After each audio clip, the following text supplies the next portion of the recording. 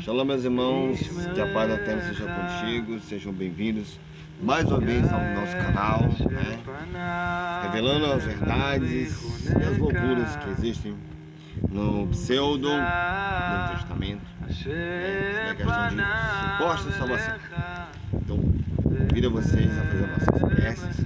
Eu vou fazê-la em português, que a pedido de alguns amigos que estão vendo meu vídeo, não estou entendendo as orações, embora eu tenha explicado em português. Mas, vamos lá.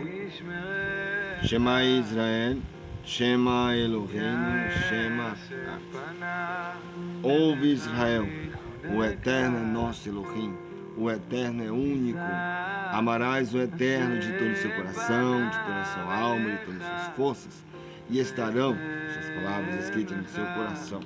Ensinarás seus filhos diligentemente, andando pelo caminho, ao deitar-te ou levantar-te, e serão como sinal na sua mão, e como memorial sobre sua testa, e como mesmo usar nas portas e umbrais dos portões de sua casa. Portanto, te abençoe. E vamos lá. Como a gente, esses estudos estou falando, já mostrei como é que o samaritano, né? A cultura samaritana, como funciona, do que estão esperando. E agora eu estou mostrando para vocês sobre a versão judaica, né? Será que o JC, será que o Messias estará no Talmud? Será que o Talmud fala desse pseudo-Messias, o JC? Bom, sabemos que o Talmud é o que os erudins conhecem como Torá, né? Como Torá Shebel Pé, né? Aqui minha cola aqui, você sabe como é que é. É uma compilação oral do que Hashem, né? Transmitiu a Moshe Rabbeinu, que a paz seja com ele, no Sinaí. Eu costumo dizer que Hashem deu a Moshe a Torá Shebirtav, significa escrita. Com o quê? Com um ingrediente, né, da sabedoria do Eterno. Já na cultura judaica, eles falam que é como se fosse um lindo bolo saboroso, né? Que eles chamam de, porém, o Talmud é a forma de preparo desse bolo judaico, né? Eles chamam de bolo saboroso, que é uma elite para a alma daqueles que, assim, consideram ele como uma coisa, no caso dos judeus, muito forte, né, para eles, né? Então é o seguinte, o Talmud aqui ele tem dois componentes principais. O primeiro é a Mishnah, né? Que é um livro de comentário, é um livro sobre a lei judaica, que está escrito em hebraico, né? E a Gemara, né?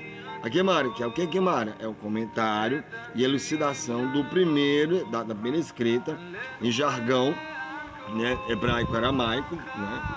Que eles têm. Então, já esse pseudo-Messias, o JC, né? Nada, nós não tem nada escrito nele, nada escrito sobre ele no Talmud, né? E sim fontes baseadas em informações retiradas do Tosefta e do Baraita também, escritos feitos eles ao mesmo tempo da Mishnot, mas não contidos, eu quero dizer, não no Talmud, não tem nada sobre o Messias, o Mashiach cristão, né? Mesmo assim, o que veremos nesses contextos que a gente vai estudar sobre isso é sobre o rabino rabino reformista da época, chamado Yehoshua ben Pandera ou Panderas, assim chamado também. Isso aqui no conhecimento judaico, isso vale tanto, isso não é porque eu te mostrar a parte judaica, né? Eu tenho aqui escrito aqui que ele diz o seguinte, que mais tarde ele foi conhecido como Yeshua HaNostri. Isso é o que reivindica alguns escolares cristãos, que eles supõem chamar de Jesus Nazareno, né? Que é o que reivindica alguns teólogos cristãos, porém, esse nome não se refere ao Nazareno, hein? E sim Yeshua, o rebento, né? Yeshua, que você está pensando que é candomblé, que não tem nada a ver uma coisa com a outra, entendeu? Simplesmente a abreviação de Josué, Yehoshua, entendeu? Entendendo? Porém, o que acontece? Os cristãos, eles sempre ignoram, e refere ao Nazareno, eles sempre ignoram esta tradução pelo quê? Pela falta de informação. Pela falta de informação do aramaico e do hebraico. Então eles pegam do grego, pegam do latim, pegam de qualquer outra coisa, mas não pegam do hebraico e do aramaico para estudar. Aí pegam qualquer coisa e dizem que é verdade. Bom, também, Yeshua, ou vou chamar ele de Yeshua, ou Yehoshua, ele pode ser considerado no diminutivo de Yehoshua, ou um acróstico, né? Um acróstico, ou seja, sendo assim, nós podemos, como fazer, refutar a teoria sobre o JC no Talmud, né? Que seu nome seja apagado e inexistente. O que vocês dizem, meus prezados irmãos? Porém, o cristianismo ele tenta justificar que o JC, né, é Yeshua Nostri, né? Ou seja, Jesus Cristo, né? Agora, qual é a possível descendência do JC? Existe a questão deles, é que eles acham que ele é Yehudim, que ele é judeu, que ele nasce, que questão de paternidade, nós sabemos que a questão de paternidade não é válido. Por quê? Porque se for questão paterna está difícil, já que ele é filho de um Deus, ou de um suposto Deus, né? E fica aquela questão, e aí fica como? Se eles não adquirem, não veem essa questão aí, só querem, mas é materno. Se for materno tá difícil também. Perde por dois lados, já que a profecia dos cristãos dizem que ele é da casa de Judá, né?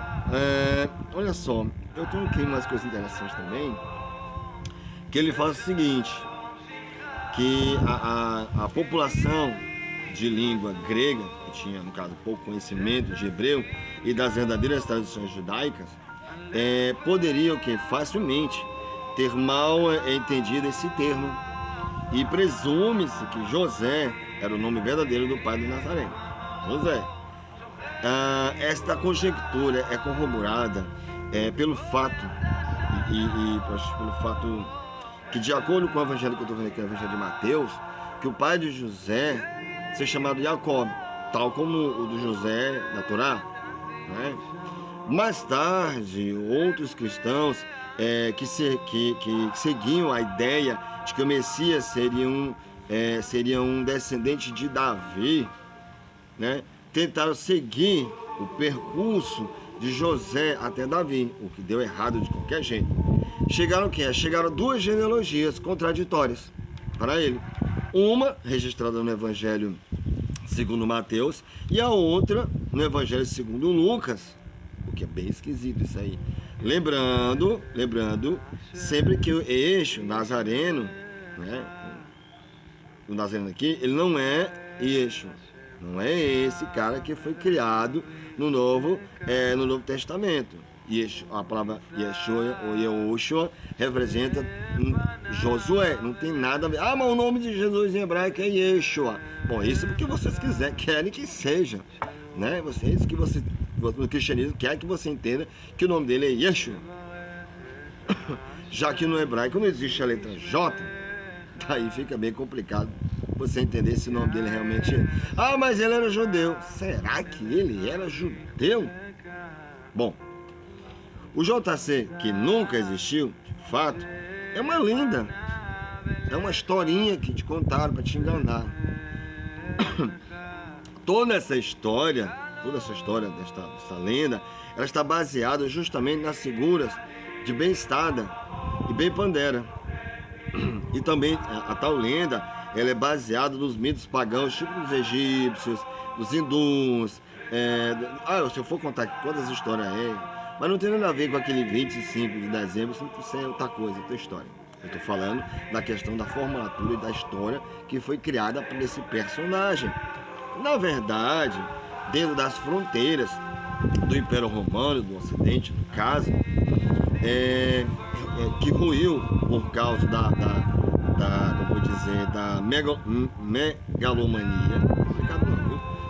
megalomania do seu imperador, da loucura do seu imperador.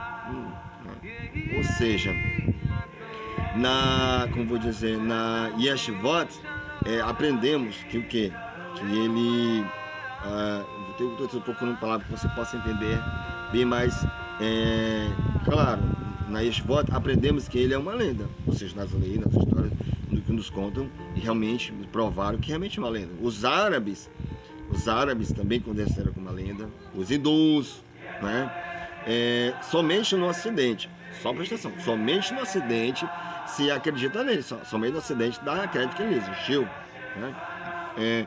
A essa história, como vou dizer para vocês, todas as fontes que tentam alegar sua existência foram consideradas como falsas.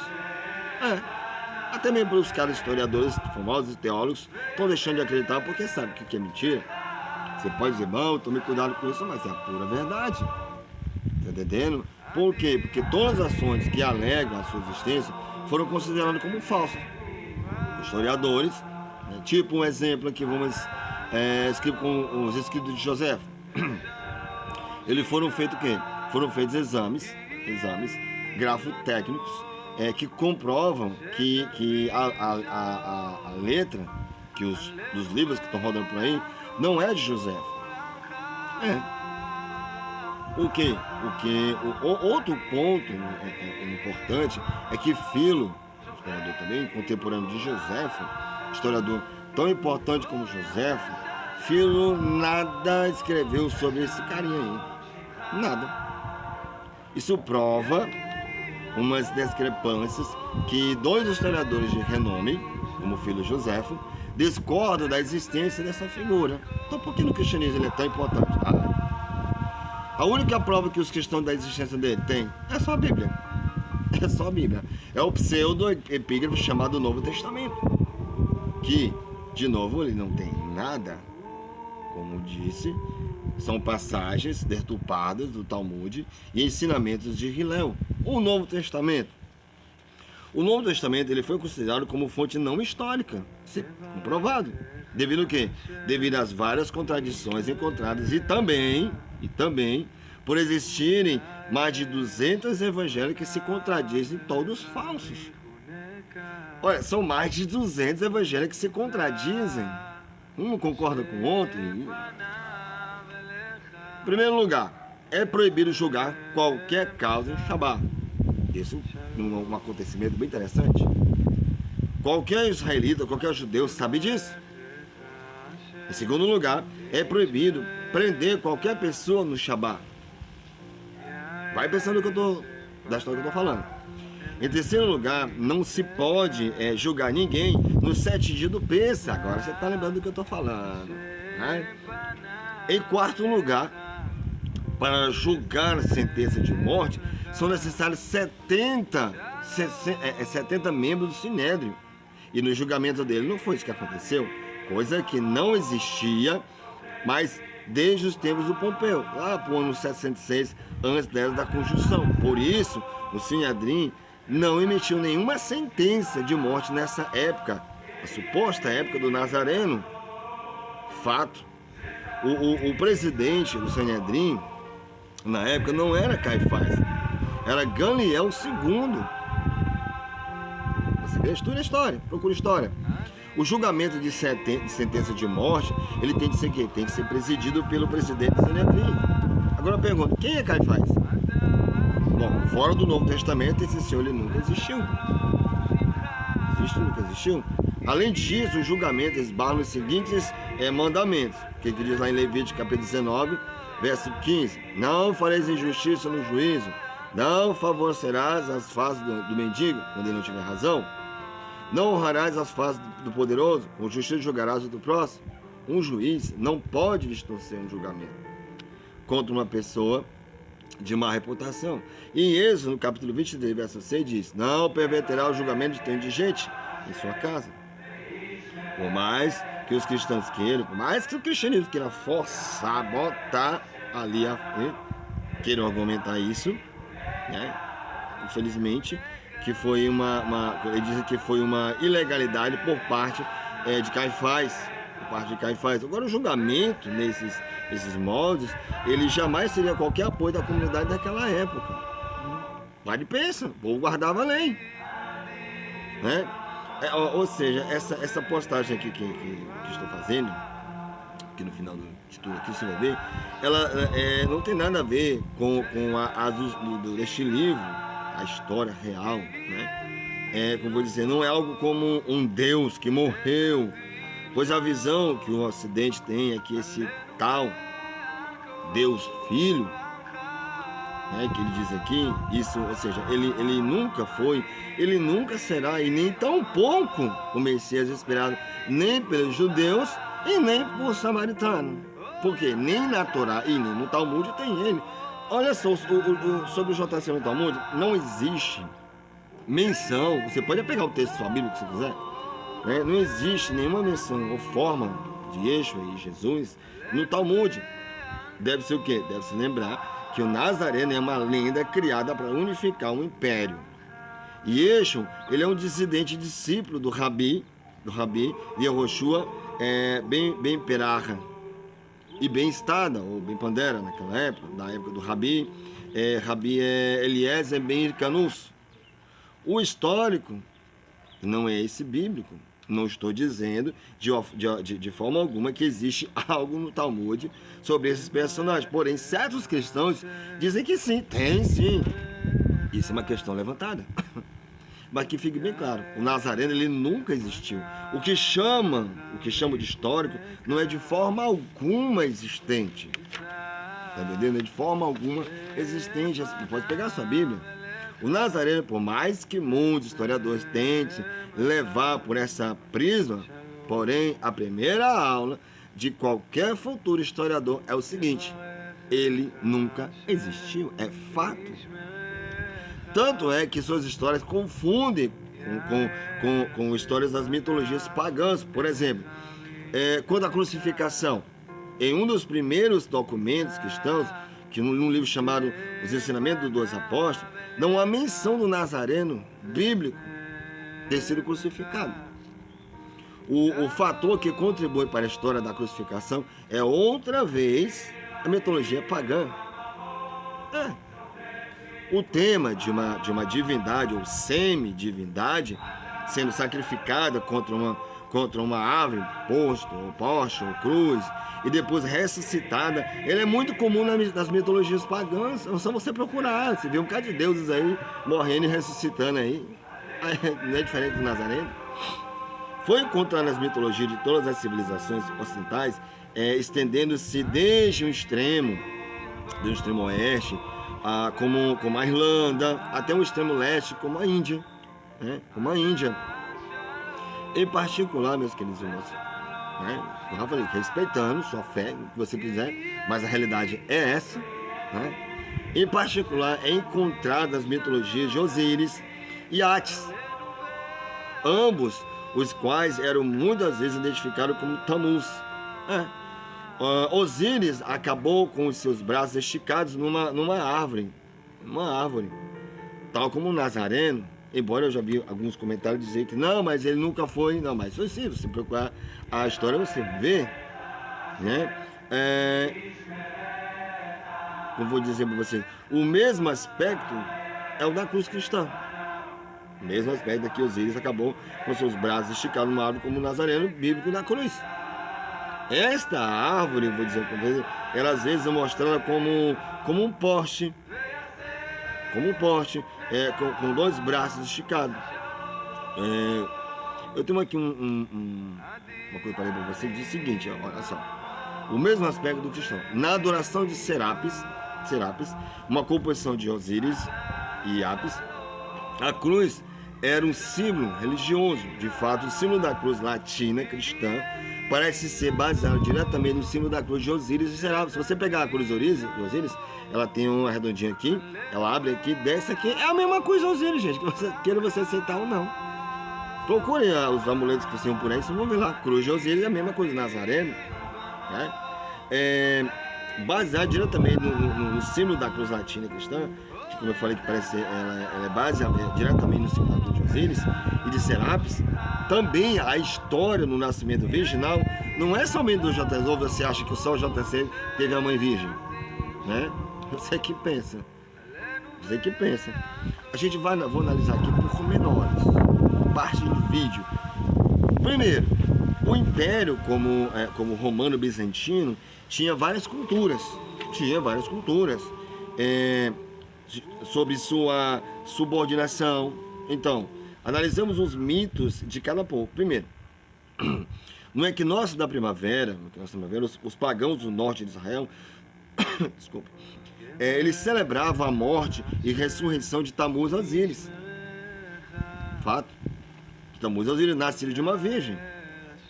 Na Ásia Menor, ou seja, onde as primeiras igrejas cristãs se estabeleceram, tinha uma celebração similar, era feita de Ates, também nascido de uma virgem. Ates, quem era Ates? Era mostrado como morrendo contra uma árvore, sendo enterrado numa gruta e depois ressuscitado ao terceiro dia. Na adoração de Baal, acreditava que Baal tinha enganado Mavet, ou seja, o deus da morte, no equinócio da primavera. Ele fez-se passar por morto e depois apareceu vivo. Ou seja, ele teve sucesso nesse ardil, dando seu único filho como sacrifício. Aí te lembra quem essa história? É justamente o cara que você acha que existe. Segundo, na história cristã, Nazareno está presente com 12 apóstolos. De onde é que a história dos 12 apóstolos veio? Parece que na primeira versão a história era entendida como uma alegoria. A primeira vez que 12 apóstolos são mencionados, é no documento conhecido como, eu tenho até o nome dele aqui, Ensinamento dos 12 Apóstolos. Este documento, ele aparentemente teve origem no documento sectário. Este documento, como vou dizer para você, ele, se não me engano, esse documento sectário foi escrito por um judeu, escrito no primeiro século da Era Comum, né? Mas ele foi o quê?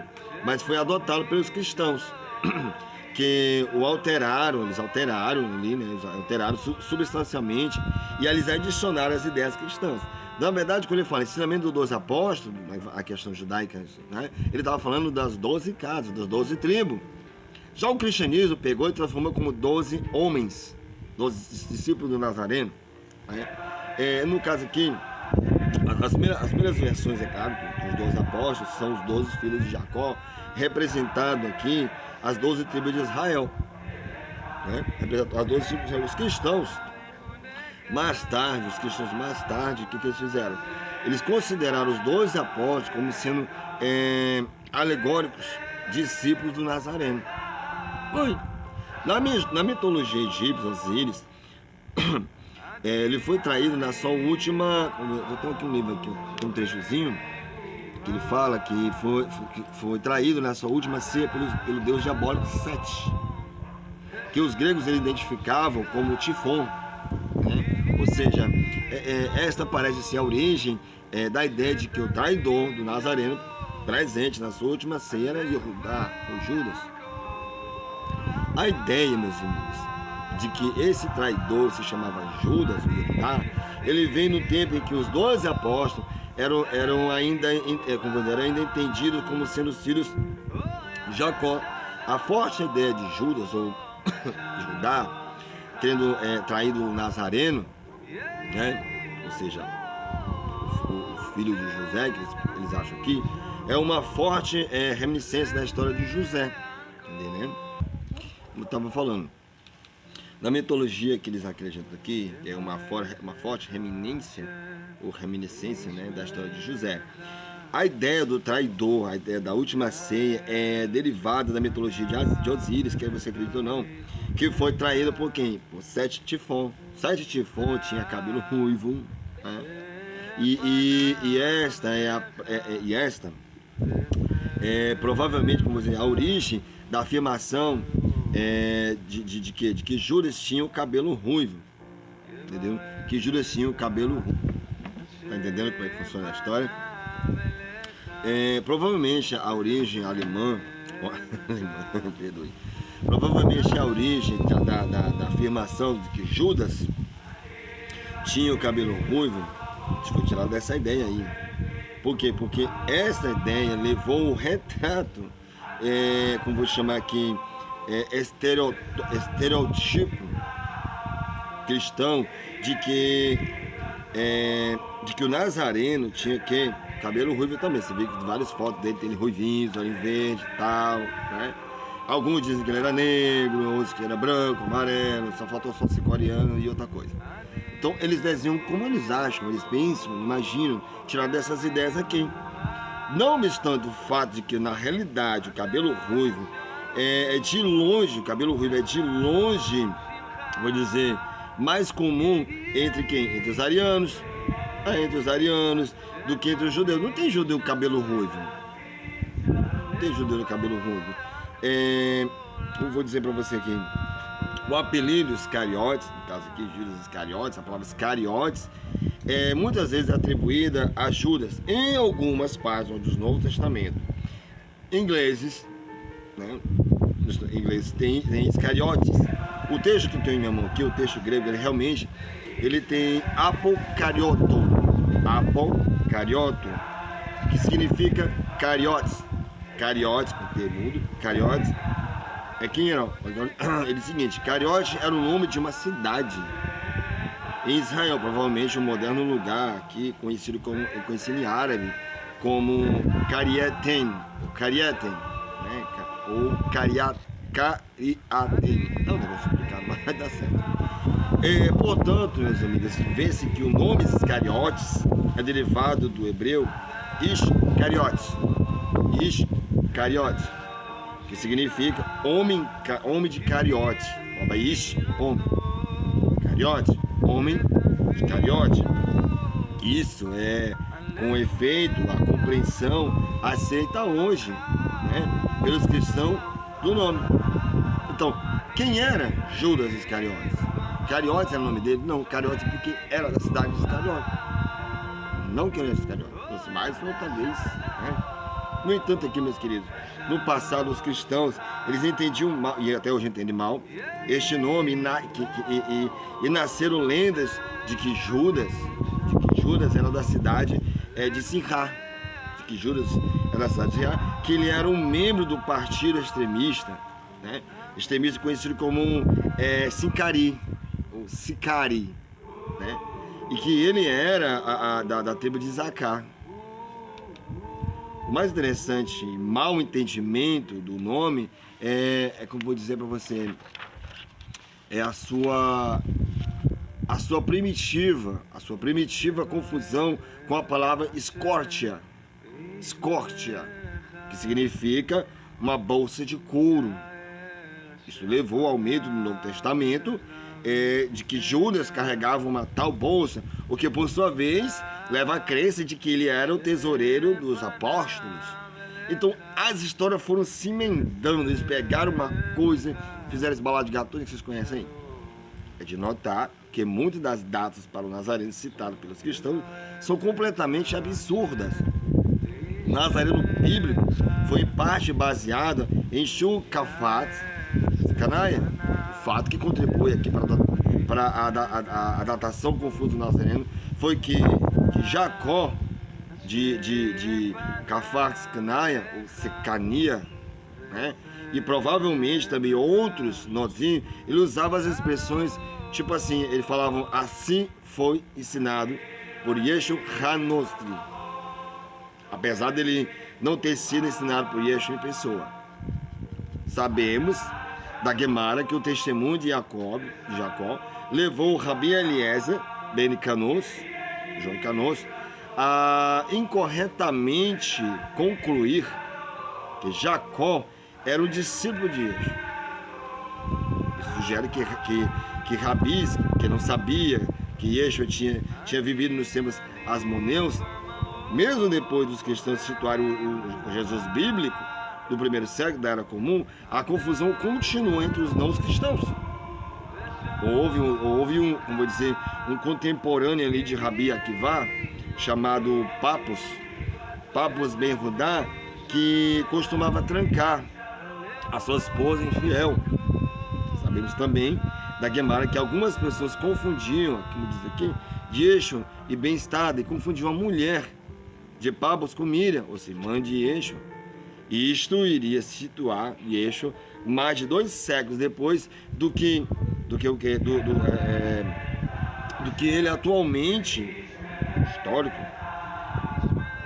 As pessoas acham que ele realmente surgiu, infelizmente.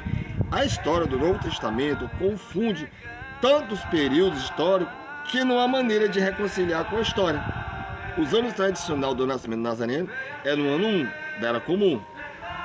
Era que suposto que o bíblico não tenha mais de 2 anos de idade quando Herodes ordenou a matança dos inocentes. No entanto, Herodes ele morreu antes de 12 de abril do ano 41, antes da Era da Conjunção. E isto levou alguns cristãos a redatarem o nascimento do Nazareno bíblico entre 6 a menos 4 da Era Comum, antes da Era da Conjunção. No entanto, este Jesus, que era também suposto ter nascido durante o censo de Quirinos, este censo, meus irmãos, que teve lugar depois de Arquileu, ter sido, que depois, no ano 6 da Era Comum, 10 anos depois da morte de Herodes. Aí o que acontece? É que essa história que você conhece sobre o nascimento virginal não passa de uma alegoria. No próximo estudo, eu vou lhe mostrar mais contradições. Isso aqui foi uma base da história. Agora fica aquela coisa. Será que a Bíblia é um livro sagrado? Será que a Bíblia é algo escrito por Deus? Será que um Deus que colocou uma lei única, eu sou um e não há outro, criaria uma contradição dessa? Será que quando ele diz, Deus nenhum há comigo na criação, eu fiz tudo sozinho, e Deus nenhum há comigo, aí de repente aparece um Deus Pai, um Deus Filho, um Deus Espírito, um demônio e 12 discípulos? Temos aqui um verdadeiro Olimpo, entendendo? Temos um verdadeiro Olimpo aqui. E eu digo para você claramente, as contradições não param. É uma atrás da outra, uma mentira atrás da outra, que você foi enganado. Uma delas, só para você ver, está lá em Mateus 28, 2, 5, que diz que as mulheres viram o sepulcro. Aqui diz que foi um anjo, em Mateus 28, 2, 5, e Marcos 16, 5, um jovem. Aqui em Lucas 24, 4, 2 homens. Aqui em João 24, 12, 2 anjos. Aí eu pergunto, foi um anjo, um jovem, 2 homens ou 2 anjos?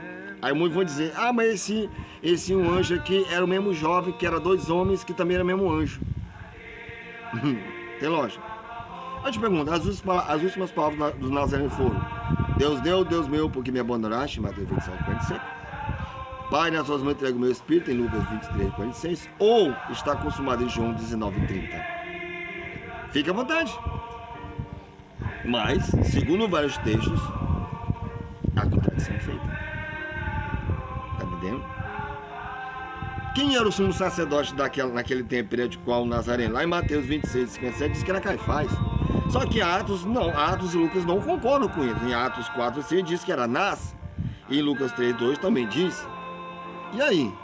Como é que eu posso dar crédito numa coisa dessa? Como é que eu posso dizer que um Salvador, filho de um Deus, com tanta mentira? Aí você, Jesus é mentiroso? Bom, lá em João 5,31 ele diz que se ele desse testemunho sobre si mesmo, seu testemunho não é verdadeiro. Só que em João 8,14 ele diz, mas afirma a seguir que se ele desse o testemunho sobre si, seu testemunho é verdadeiro. Aí eu pergunto, não é verdadeiro ou é verdadeiro? Tá entendendo? Então que até eu posso te abençoar e dar uma luz, entendimento, e abrir sua cabecinha, dar uma ideia e te dizer que só existe um só ser superior, nosso Hashem, o Criador dos céus e da terra. Siga os mandamentos, porque lá está a verdade, entendeu? O Eterno nunca aboliu nada, porque se uma história contradiz outra, se tipo lá em Mateus 21, 2,7 fala que foi uma jumenta e um jumentinho para Nazareno, e Marcos discorda, Marcos 11, 2 ao 7, diz que não, que era só um jumentinho sem a mãe. Meu amigo, para e pensa. Eu não vou discordar da Bíblia porque é divina. Divina do que, homem? Aqui ele fala que o novo mandamento foi dado pelo Nazareno, João 13,34. Mas João, ele diz depois que não há novo mandamento, em João 2,7. 2, 7, 8 e João 2, segundo João 5. Não, não mandamento 2 não, senão as coisas antigas. Quem fez o pedido para os irmãos de Tiago e João se assentarem ao lado direito ou à esquerda do Nazareno? Porque lá em Mateus 20, capítulo 20, verso 20 e 21, diz que foi a mãe deles que disse para o Nazareno: olha, teus filhos e tal. Mas isso aqui, Marcos capítulo 10, verso 35 a 37, garante que foram os 2 discípulos que fizeram o pedido pessoalmente. Gente, raciocina. Na Torá não há contradição. No Novo Testamento é um livro coberto, mais de 200 evangelhos que se contradizem. Não para por aí. Por quê? Porque Jesus, antes de sua ressurreição, sabia todas as coisas. Aliás, lá em Mateus, capítulo 24, 26, que ele diz que nem antes e nem depois da ressurreição.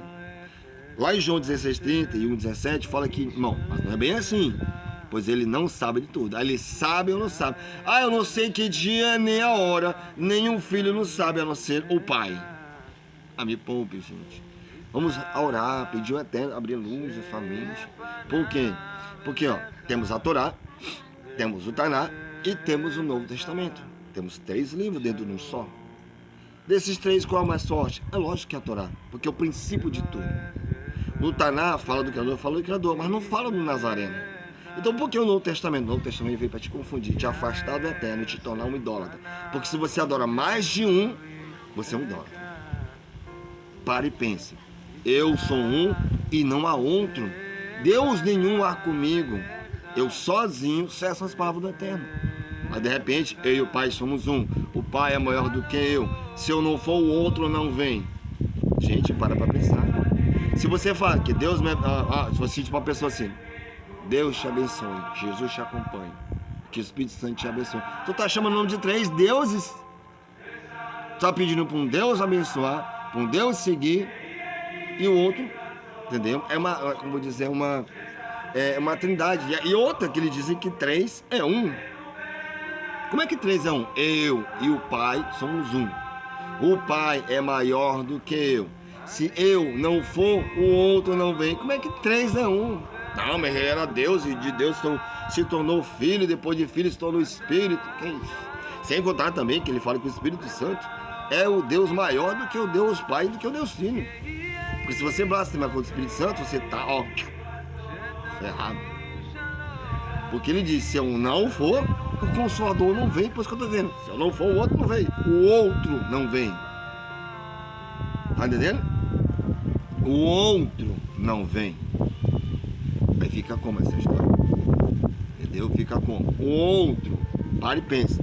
Ele está chamando o outro. Quer dizer que tem outro? Quer dizer que o Espírito Santo é outro Deus? E Jesus é um Deus, é um semideus? E Deus é Deus, que é Deus é Jesus, Jesus é Deus. Deu um nó na cabeça, não foi não? Sem contar que deu o Deus das trevas, né? Satão, Satanás. Que nos vídeos atrás já expliquei sobre essa história. Então, se Jesus disse que os judeus o conheciam e sabiam de onde ele era, mas de repente, sei lá, dá um lápis de memória e diz que os judeus não o conheciam e nem sabiam de onde ele viera, João 8,14, aí fica como? Jesus foi crucificado num lugar chamado Gólgota, que era o quê? Em Mateus 27:33, era uma montanha árida. Mas não, João, não era uma montanha árida, não. João 19:17-40 diz que era um local, era um horto. Gente, sai da Matrix. Ouça o que o Eterno tem para dizer você na Torá. No princípio criou o Eterno todas as coisas. O Eterno. Estuda o hebraico, estuda o aramaico, sai do grego, sai dessas bíblias que estão te enganando. Para de ouvir o teu mestre, teu líder religioso aí, que te diz: olha, se você não vem para a igreja, você vai para o inferno. Se você não der o dízimo, vai vir um devorador. Isso é uma ideologia fraca, para mentes fracas, para pessoas que não têm condições de estudar. Então eu te digo, comece a ver os meus vídeos lá do começo, e você vai entender que o que liberta, o que salva, o que te protege é o Eterno. Então que Ele te abençoe, que nosso Kadosh para você seja contigo. E até o próximo vídeo, que nós iremos falar sobre ainda as contradições do Novo Testamento e verdades e mentiras que te conto dentro da tua igreja. Shalom e aquele abraço.